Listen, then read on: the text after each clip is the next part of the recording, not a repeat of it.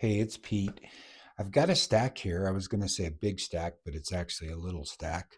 And it's a virtual stack because I don't, of course, have the books, but I have a list of books that I want to talk about that I read last year. I thought instead of doing another Conan video today, I would talk about some of the books I didn't get around to talking about last year when I stopped making videos for a while. I went on a cruise. It was kind of a bucket list thing. I always wanted to take a cruise across the Atlantic or the Pacific. And so I went on this cruise, solo cruise, repositioning cruise, they're called, where you leave one port and you end up in a different port instead of going all the way around. So I went from Barcelona to Montevideo, and that was probably like 4 months ago. Anyway, around that end, I got out of the habit of making videos, and I was having a great time following along the videos people were making for Shorty September, particularly Steve Donahue's channel. On his channel, recommended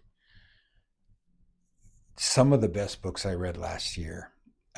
And definitely the best short books I read last year. I think he recommended three of them or four of them.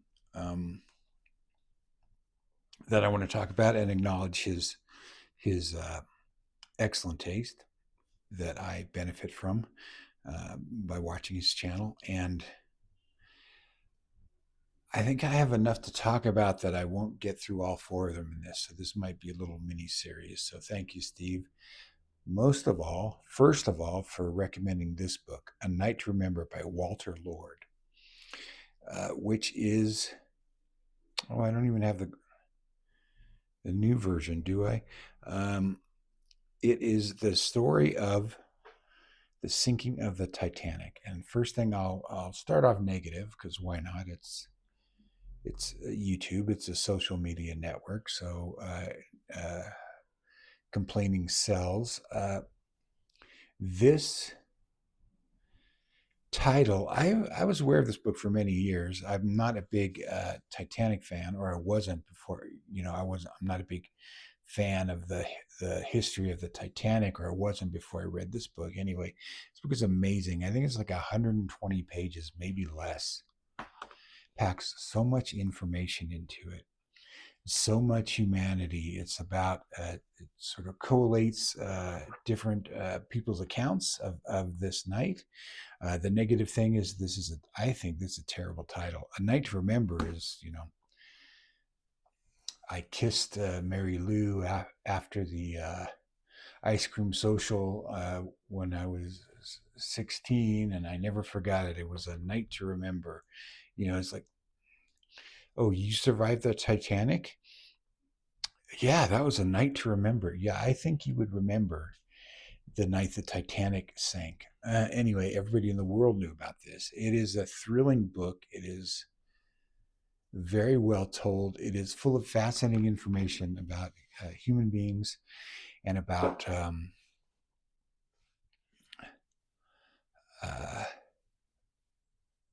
the age in which this thing was built. I didn't understand how the Titanic sank until I read this book. Even though I've seen the movie, not there is a movie of Night to Remember. I've seen the Leo DiCaprio movie, of course, the Kate and Leo movie. Not the best. Kate Winslet and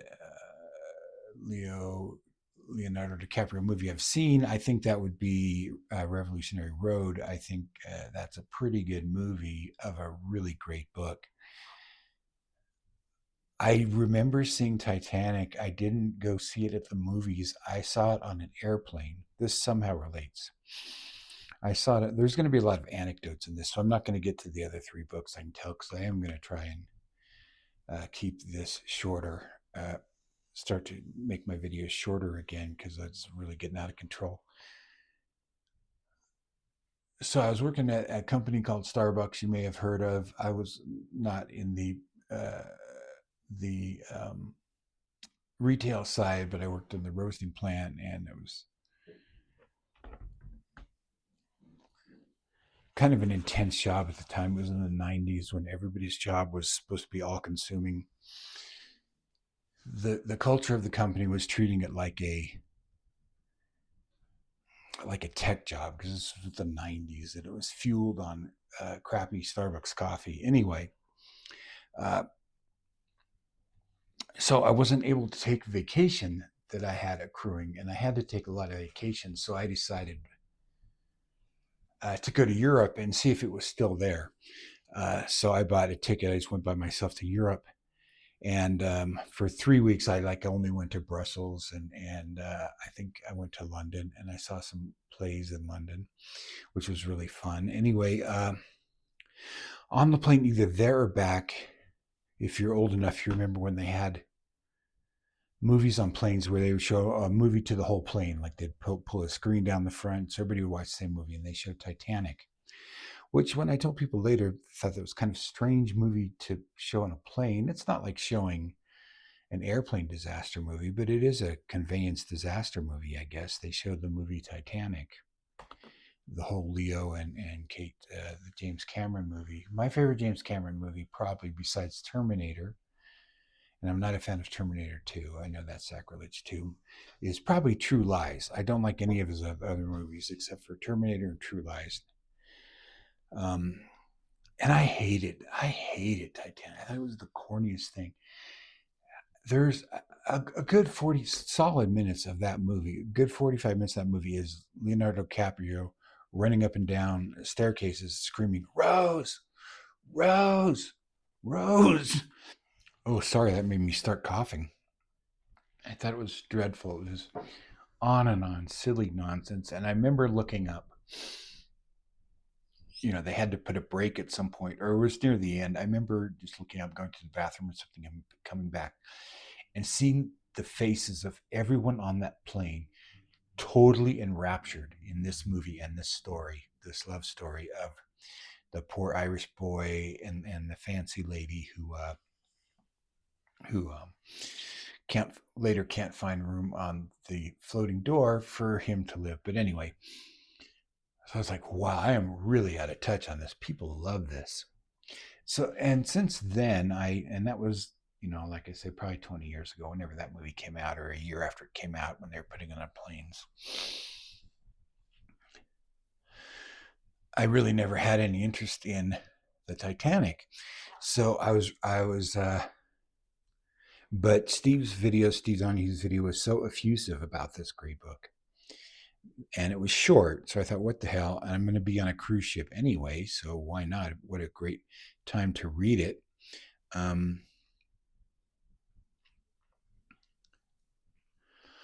it was fascinating to read on a cruise ship, and to think about some of the technical, like one thing I never understood about the Titanic till I read this book was why there was not enough lifeboats. And this book tells you why there was not enough lifeboats. At the time, there was the designers of the ship believed in its unsinkability. What happens is that the cruise ship slides along the iceberg, which rips multiple chambers. At least two of there's these chambers for buoyancy that keep the ship from sinking, or supposed to, but somehow no designer thought that maybe they would all be punctured by being like sheared open on an iceberg. They didn't think of that. So they didn't have enough lifeboats. How could this be legal? Because at the time, they were complying with the British law, which says for so much footage of a boat, there had to be so many lifeboats.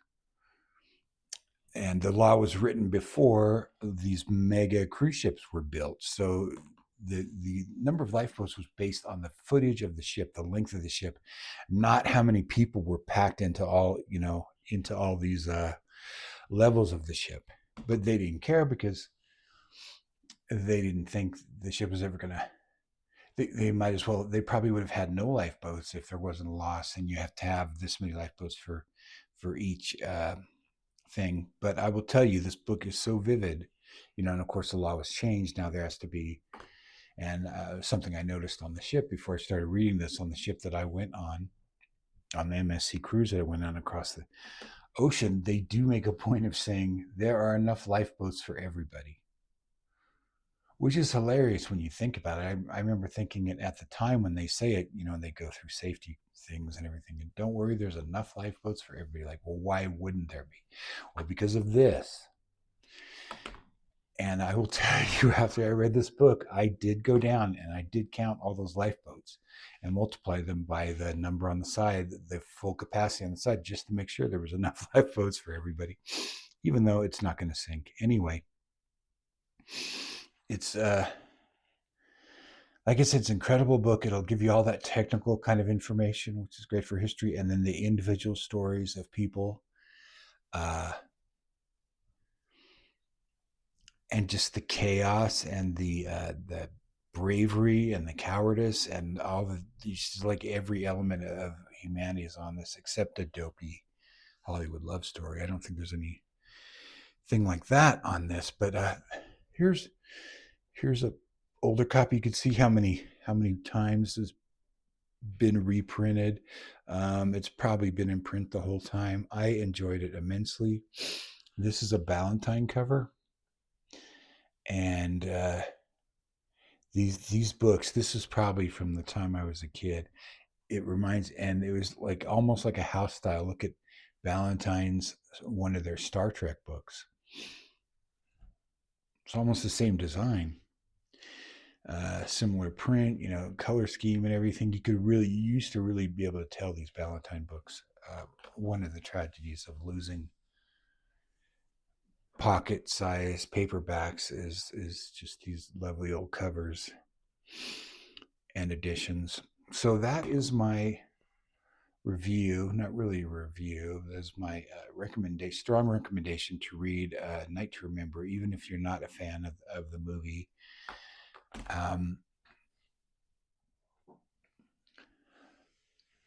Leonardo DiCaprio is one of my favorite actors now.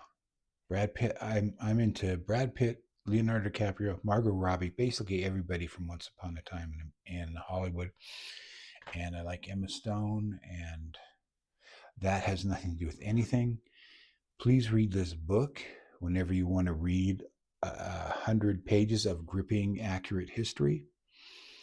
And I think you'll enjoy it. Let me know in the comments if you do. And I have a couple other books. This is 12 minutes, probably long enough. I have a couple other books Mr. Donahue recommended.